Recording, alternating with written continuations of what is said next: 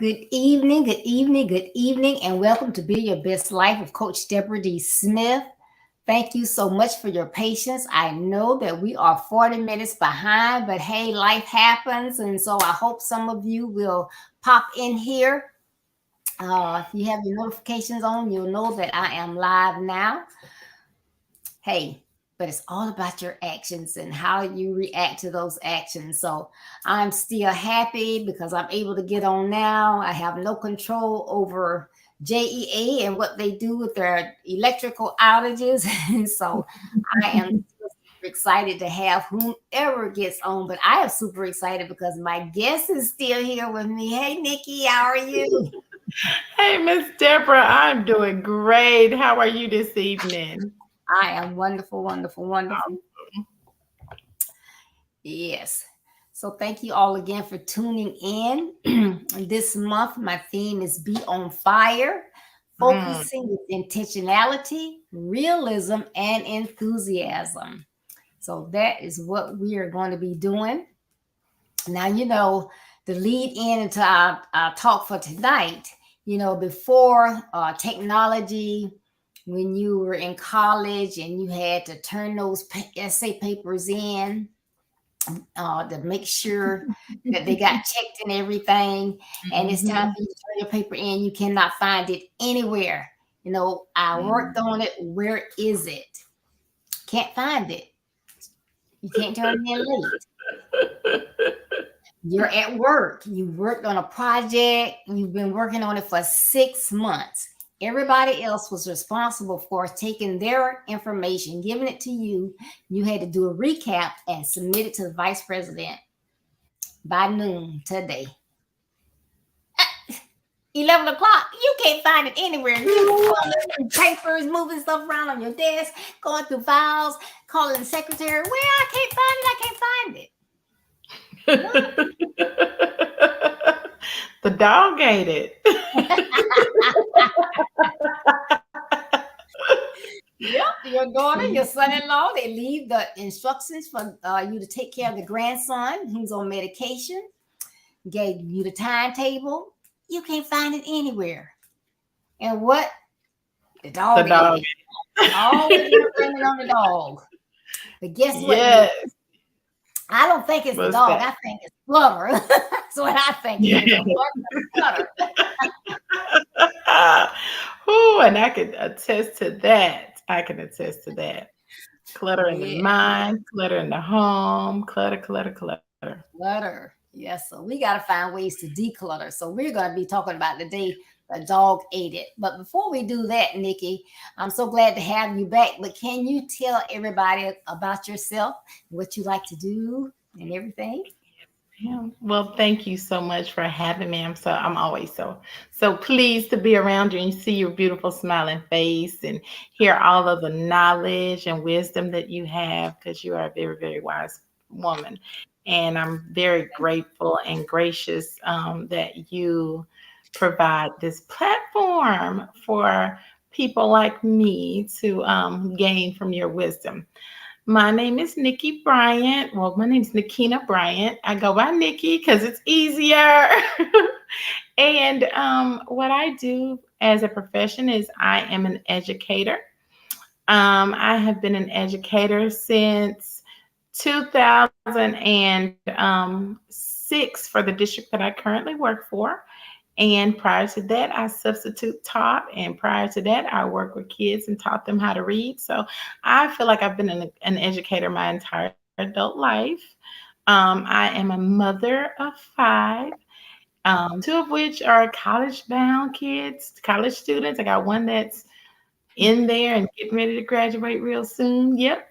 And then I have a high schooler, a middle schooler, and an elementary schooler. And it's funny because I love math and science, Miss Deborah. And guess what track all of my kids are on? Everybody is on a math and science track. So I have my Hey, college boy is biomedical engineer. Then my other college boy is physical therapy, and then my daughter, who will be, even though she's ninth grade, She'll start college courses next year. She's on a track to be a pediatrician. She wants to be a doctor, so she'll start some science. Yeah, so I'm a math nerd, and so are my kids. Hey, where were you when I needed you? Look, geometry was my daddy. I can't tell a story. And geometry, the dog didn't eat my homework, but my daddy did do it. Mhm. Well, very good. Glad Yes, to hear ma'am. all of that. Well, people are busy trying to get everything completed that is due. They may work on one task after another. Sometimes they have more than one job. Some people have kids that they have to assist with homework. Uh, so therefore they may end up with stacks and stacks of paper. This is mine from yesterday. This is mine from the day. This is the kids. That's the other kids. And therefore they have all these stacks and chaos. So, then you add some snacks and some mail. My goodness, when you say clutter. Yes, ma'am. And then some. Yes. Hoarding. And before we go into our first question, I want to say good evening to Tony Levette, to Cynthia Ferguson and Dan Smith. Thank y'all for making the adjustment. Glad to have you here. The first thing I want to know, organization is not everyone's high suit. However, do you think it is almost impossible to avoid clutter? Do I think it's impossible to avoid clutter? No. I think that you have to have a plan. I think that if you can create a plan and a system, then you can avoid clutter. I will say I have been um, a person who does have a lot of clutter. When you were speaking about children and a pile, homework and this and that and the other and all those things, not only did we have homework in the mix, not only did we have snacks in the mix, but everybody had their own individual activity. So there was no going home. And one of my friends told me, she said, "You know what you remind me of? You remind me of the person that mom with the little chore board in the back, and you got to put the pins in it to know what to do, which way, when, and which day you do what." Right. So, and I honestly, I had to step back from doing all of the things that I did and just totally quit it and come back and plan. So I think that if you plan, you can stay decluttered. You just have to evaluate whatever it is, whether it's too many clothes in the closet. Do I wear those clothes? Have I wore those clothes in the last 6 months? Or if it's too much food in the pantry. Nowadays, having had COVID, having the inflation that we have now, a lot of us tend to just buy a whole bunch of food and just store it in a cabinet. And you have to ask yourself, you have to really evaluate and say, do I need all of these things, or am I just holding on to stuff that I don't need? So I think if you plan and if you evaluate those things that you have that are clutter in your life, then you can declutter. So I think that you can stay uncluttered as long as you plan correctly. Right. Sounds good. Sounds good. And feel free to put your comments in. Tell us what you think. you Yes, know, I think. I, he says habit. Mute. Hi, Sister Habit. Sister Habit, put in the comments plan and purge. That's how you keep from clutter. That's how you And declutter. purge. Plan and purge. Yep. All right. Some of our viewers may wonder what a messy workspace has to do with building your best life. However, we want our young people, parents, grandparents, educators, everybody to understand that messiness can lead to missed assignments. You can miss Yes. deadlines. That can cause you to have poor grades, bad performance reviews at work. It can cause stress. It can impact your mental health. So there are a lot of reasons why we should try as best we can to eliminate clutter, Yes. as it will take a lot off of us. Yes. Time is the only thing that we all start with the same exact amount of. So Mhm. everybody has 24 hours in their day. Everybody has 60 minutes in their hour. And so if you create a space where you can easily find things, where you can easily do things, then that maximizes your time. So that's why some people have more time than others, because they don't clutter their time. They don't keep trash and extra pieces of paperwork. And again, I can attest to this, especially being a teacher. Y'all, one of the things I laugh and joke about as I'm coaching my teachers is, as teachers, you have to be two things. You got to be a hoarder. You have to, you keep but I say it jokingly, and I say you got to be a thief. You got to steal other people's ideas. Like, people are gonna share ideas for you with you, and you got to be able to take them. But honestly, you don't have to keep worksheets from 1970. And when I tell you, I was born in 1981. I have seen papers, teachers with papers from 1981. And those are the same teachers who have a struggle with teaching their class, because it's just so much stuff. Paper is yellow, Miss Deborah, like yellow. Mm, I can believe it. I took since I retired, I was like, okay, I'm gonna go to work. So I took a part-time job at this college. And they kind of had me helping different people, but all these people were like the heads of different departments. And this one lady, she every time she would tell me, "Okay, I'm gonna let you come help me. I'm gonna let you come help me." Like, okay. But what it was, she didn't want to turn her loose that stuff she had. But when I went in her office, I mean, oh my goodness, there was, like you saying, 80s, and she had all this old stuff. She didn't even know what she had anymore. It was just in stacks, and there was no order to it. I mean, if she needed something that was in there was no way she could have found it. So Exactly. everything So was why hold on to it? Why hold on to it? Yeah. yeah. And you have to be a good steward of your time. That's how God blesses you with more time and more stuff and more things to do with your time, more valuable things to do with your time. I love it. You said, I retired, therefore I went to go help people, because you were a good steward with your time. You didn't hold on to a job that was no longer your job. You know, you gave it to somebody else. You decluttered. And that's Yes. beautiful. Because then you got to do other more special stuff with your time, a new set of things. That's beautiful. Right. So you know that there are four common types of clutter. You got under the desk clutter, Mhm. paper clutter, supplies clutter, and you got memory clutter. Yes. Yes. Memory clutter is the worst, since people don't want Mhm. to let go of things because they have an emotional attachment. It's like, because like in here in my office, I'm looking around now, I got so many different cups and mugs where, somebody gave me that, and you don't want to give it away, you think this was you might know a friend, oh, they were really, really like this. They like things like this, but then you don't want to give it to somebody, and then they say, why can't there smell a cup just like that? It's going everywhere.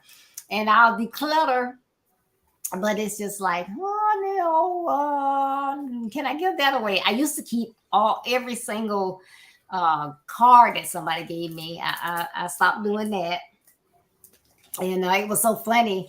My youngest son, from the time he started, I guess he was 4, till probably he got in middle school. He was going to high school. I had every single one of his papers. And my husband was like, what are you doing with all of that?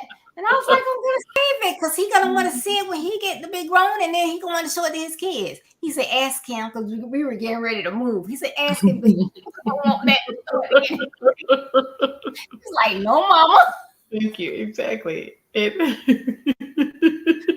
I got rid of it. But I had all those years of things. Yes, yes. It's like when it comes to memories and you're holding on to things that help you to to remember those things. You don't remember it unless you pick up those things anyway. But you get there special things you're going to remember anyway. Harsh things, special things, whatever. But yeah, a lot of people hold on to the negative things that have happened to them, and they cannot progress in life because they're so busy hoarding negative things. I know multiple people. I have people that are personal in my personal life that I really hold near and dear that cannot function normally because they're holding on to things that have happened in the past and they won't let them go. And and it really hurts, to see them not be able to progress as much as they can, but they just don't want to release and let go. And I think that's why, Miss Deborah, my motto is when life gives you lemon, add some sugar and water and make your own lemonade, because life is going to give you lemons. It's going to happen. And there's nothing you can do about it. What does the Bible say? It rains on the just and the unjust. So you're going to get some justifiable rain and you're going to get some Job rain, aren't you? Right. And That's you right. have to be able to let go of that stuff and move forward and move on so that you can do what? Build your best life. Because it's That's your about you best life. building it. Yes, Yep. ma'am. And I like what Cynthia says. She says some people are so overwhelmed with their chaotic clutter, they feel they are defeated and don't know where to start. I mean, it's right. That's just like the lady I was talking about. She just like she didn't want to let me in there because like, where do you start in here? But the same thing with with emotions and stuff like that. You just, where do I start? And it's That's not healthy. It will limit your life. It's another one. It's going back to time being a commodity that we all have. We all have to use our time wisely. But also, you can really make yourself physically ill based on holding on to things that you shouldn't hold on to, and cut your time short. that's right. Yep. Well, do you think the appearance of someone's workspace can impact their mindset? Absolutely. Absolutely. You have to have a clear space to have a clear mind. I'm not saying that you can't have items there. I'm saying that it has to be your own type of feng shui. So if you're a minimalist, then you need nothing on your desk. If you're a person like me, one of the things that makes me love work and remember where I work so hard is I keep pictures of my kids at work, my own personal children. And the children that I used to work with when I was a classroom teacher, I would say during those 7 hours, those are my kids. And it would make me, as I'm watching my own kids, I think about what would I want for somebody to do for my kids. And so I use them to propel me forward and work and make me work harder and make me learn more. But then there's people who just need it plain and clear and nothing on any tables or anything like that. And I think that that helps them to be able to think freely.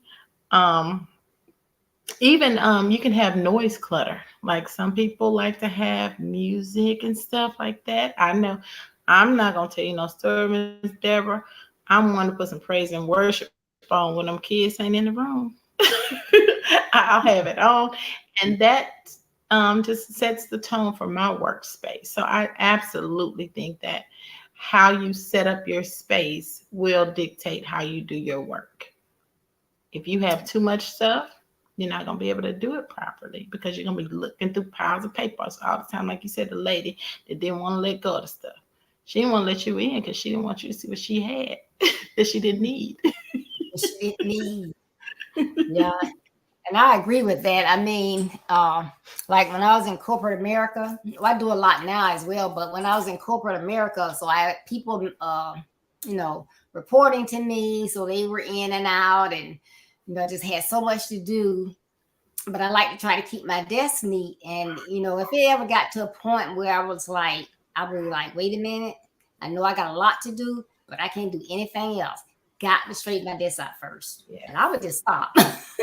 Yes. Let me get back organized and now start working again. But I Yes. could not do it. Yes, absolutely. Absolutely. I like to keep my computer, a couple pictures of my kids, and maybe like a little mug or something that someone's giving me. Other than that, it's too much. It's too much. And I don't want anybody to come in my space and feel like overwhelmed or like I'm under prepared to do my work because of the space. So I'm pretty sure in your corporate job, your desk looked like a professional corporate person so that people could trust you as the person that they could come to with whatever their needs were. All right.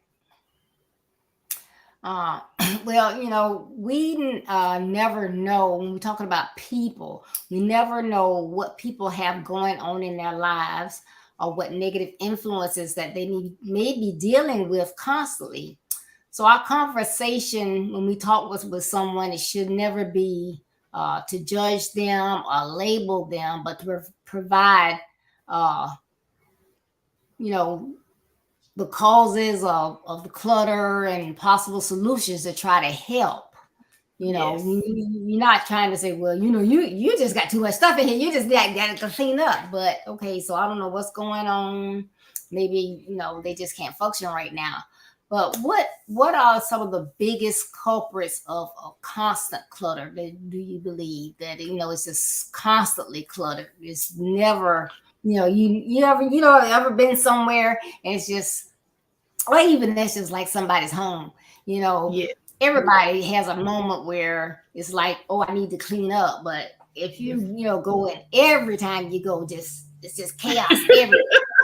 What's really going on? I think there are Biggest multiple culprit corporates. is, One is they never learned how to do it properly. So they didn't have a good example when they were younger. One thing I think is people hold on to emotional baggage from work, from childhood, from whatever. And so when they get home, they don't want to do anything but just go and sit down and vegetate on the couch and eat and not do anything outside of that. So I think it could be like emotional stress. I think it could be a learned thing, like a learned thing. Like for I have a family member. Honestly, her house is just full of stuff. But when you look at her mother's house, it's full of stuff. Her mother no longer lives in her house, and she lives in she was living in a house with a friend of hers. And the friend of hers house was not like that at first. But when I went over there recently, her friend's house was full of stuff. And it's because I think her mother has some emotional issues, and I don't think she ever taught them how to declutter and decompress. And then I was listening to this morning about like teenagers and how you have to teach them certain things. So I think another thing is just allowing yourself to be conquered by the other people in your life and doing all of their stuff as opposed to focusing and concentrating on what you need to be concentrating on. Short version of it, I think that it comes from you sitting down and really planning and seeing how you need to make sure you keep your space organized. Like when you look at any cleaning guru or anything like that, they'll tell you like set a schedule. I'm gonna clean my bathrooms on Wednesdays. I'm gonna clean my kitchen on I'm gonna sweep and mop the floor every night. On the weekend, I'm gonna deep clean it. So it's like just not really thinking about what you should be thinking about, but having other things on your mind or poor planning of outside activities. yeah, it can get overwhelming. Let's see Yes. what Miss Cynthia says. What That's the old one. I'm sorry. Okay, confession. sticky note I'm a queen.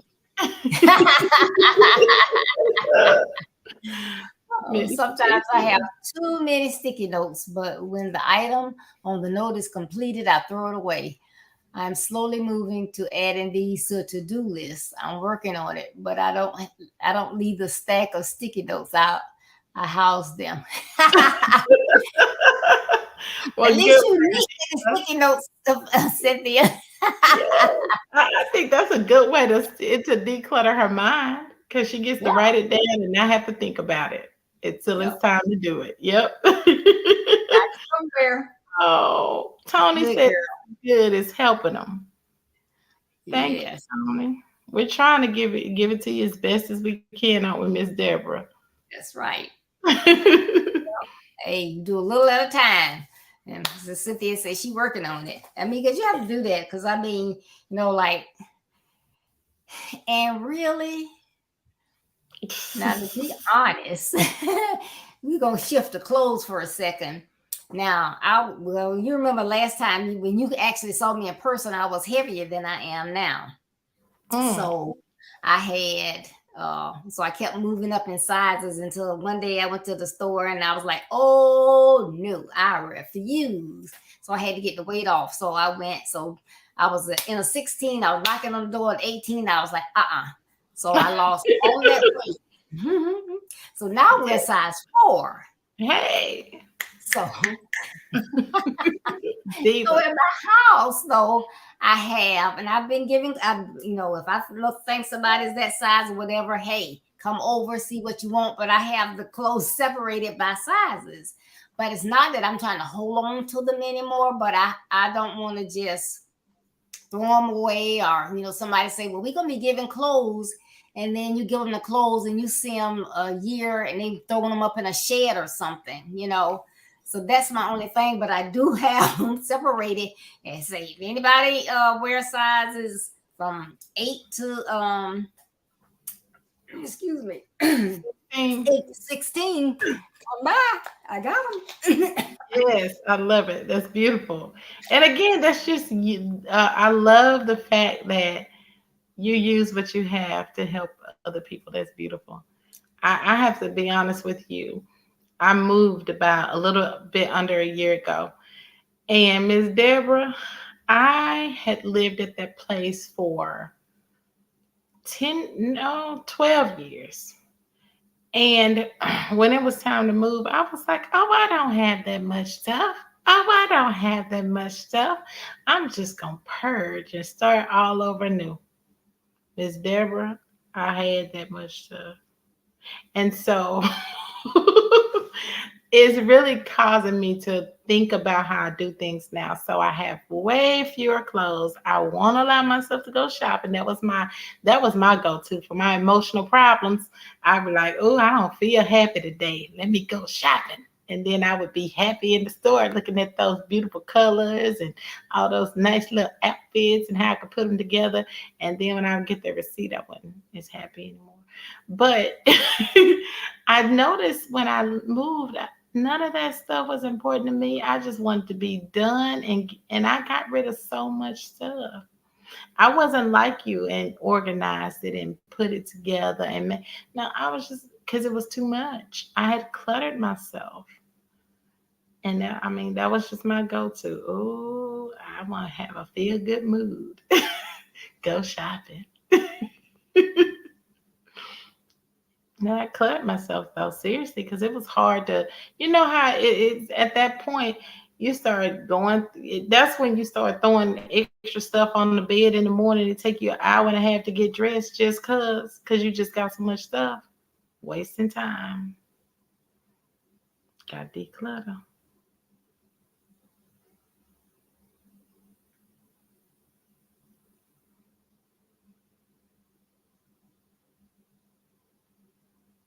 Are you muted? I'm sorry, I forgot I was coughing.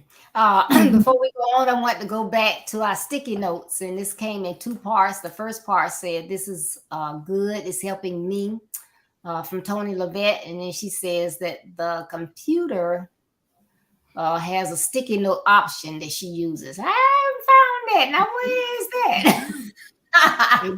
That it does. Okay. hmm There is. It depends on what version of Microsoft Word you're using. Okay. hmm There's a list. Okay. I All like the idea of sticky notes anyway, just to declutter your mind, just to you. It's something I'm not going to be able to work on right now, and I need to think about it later, but I can't focus on it right now. But I need to go back to it. Honestly, Miss Cynthia, I do a lot of sticky notes myself. I used to keep them in my desk drawer though. I didn't, nobody was able to see them, but I would write down what I needed to do for the day or the week or whatever, and I would stick it in my desk, stick my little sticky to my desk Yeah, drawer. those sticky notes will help you out. I mean, because like now in a file folder, I got things that I'm waiting on my boss for, but then I have to remind him, and it's like, okay, am I gonna remember? So I got a sticky note right here. 3 things that I need him to do. And now, did you do it? The next day, did you do it? And that sticky note's gonna stay there until he does something. Mm-hmm. I I'm now setting my alarm on my phone. You know how you have the calendar on your phone? I set the Mhm. calendar to remind me of certain things. Like if I know it's really, really important. For example, I had to text the pastor, and I didn't want to text him after church on Sunday because he off of work. So I didn't feel like that was right. But he goes back to work Monday, and so I texted him. So I put a little alarm on my thing. Text the preacher, da da da da, Monday. So that's kind of my go-to now because I'm not at my desk as often. So I just kind of put it on my calendar in my phone. So if anybody wants to less clutter, that's another way of doing things. Yeah. Well, one thing, and I'm trying this now, because I was one of those that held on to paper for a long time. But I bought me a planner, but those planners, a nice planner, they are so expensive. So I had this one, and it's about this thick for 6 months. And so I had switched out and was on the second half. And I was looking at something, and they began to talk about electronic planners. I didn't even know about such a thing. So that's what I'm trying now. So I have to let you know if I like that. But that's what I've been doing now. So it has my to-do list. It has everything a planner has on, but it's right there on my iPad. So I it's like, okay. like. It's some therapeutic about getting it off the out of your mind and onto some form of paper technology or something, so you don't have to be like, I need to remember to do this. Yeah, I don't want to Oh, have to Miss remember. Cynthia says she started using her phone alarm for Okay. everything that she That's needs to. the last one she's got up there. Yes, Okay. ma'am. That's good. Well, that's what I do for as far as when I have meetings or whatever. I'll put something on, depending on if I have to do anything. I might put it like 15 minutes ahead of the meeting, but if I've just got to log on, maybe 5 minutes. But that helps because, like, you start working, it's like, oh my goodness. Mhm. Whatever you can do to help you, because we're all different and we don't all like the same things, but there's a lot of stuff out there that can assist us, and so we just have to share it. But we want to declutter, especially that mind. Yes, yes. That is so, you have to be intentional to declutter. You have to be intentional about everything you do. Yep. Planning is key, I think. Yep. So Nikki, can you please provide us with 5 tips on becoming and maintaining a clutter-free work environment? Oh, most definitely. First of all, go in with positivity. If you go in every day and you decide you're going to make it a great day, then you will accomplish more. So that will give you less to do the next day.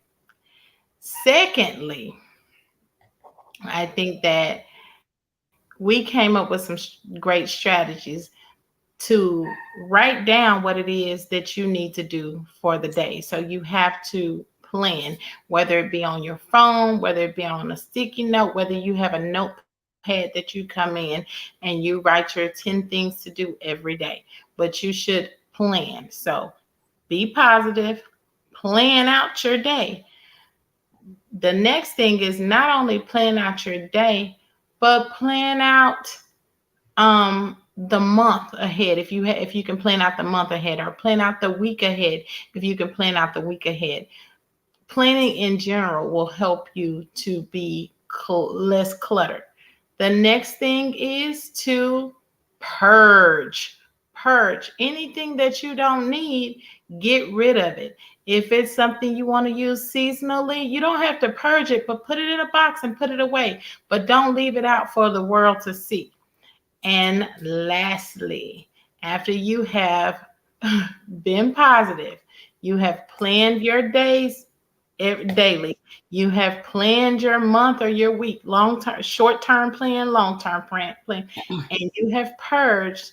The next thing you need to do in order to create a clutter-free work environment is to maintain the clutter-free environment. So you just clean on a daily, just like you would dust your house, or well, you probably don't dust every day, but just like you would straighten up your house every day, don't leave the work day without straightening up your desk. Don't leave the work day without making sure that you check the things on your planning list throughout, that you checked off as many as you can, and that going in tomorrow what you're going to have to do first.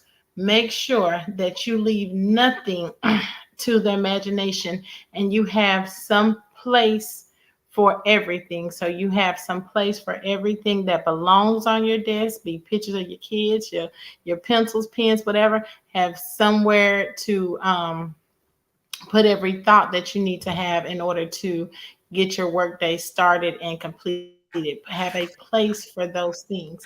And that, I think, will help you to maintain a clutter-free work environment. So, sounds good. Some good tips. I think that's how I do it. So y'all let me know if it works. Win it with positivity, write it down daily, plan out the month ahead or week, if not month, purge, and then maintain that clutter-free environment by straightening everything out at the end of the day, and you know what you have to carry over to the next day. Yes, ma'am. And leave it at work. Whatever you have to carry the next day, leave it at work. Don't take it home with you, huh? No, ma'am. Different space. Yeah. Information. Thanks, Cynthia, and thanks, Tony. Great information. Yes, it is. And don't forget, y'all, like and share. Share with the family. Share with the friends. Yes. Share with the coworkers. Yes. Yeah, all those that came out at 6:30 say, "Oh, she's not here today. Where is she?"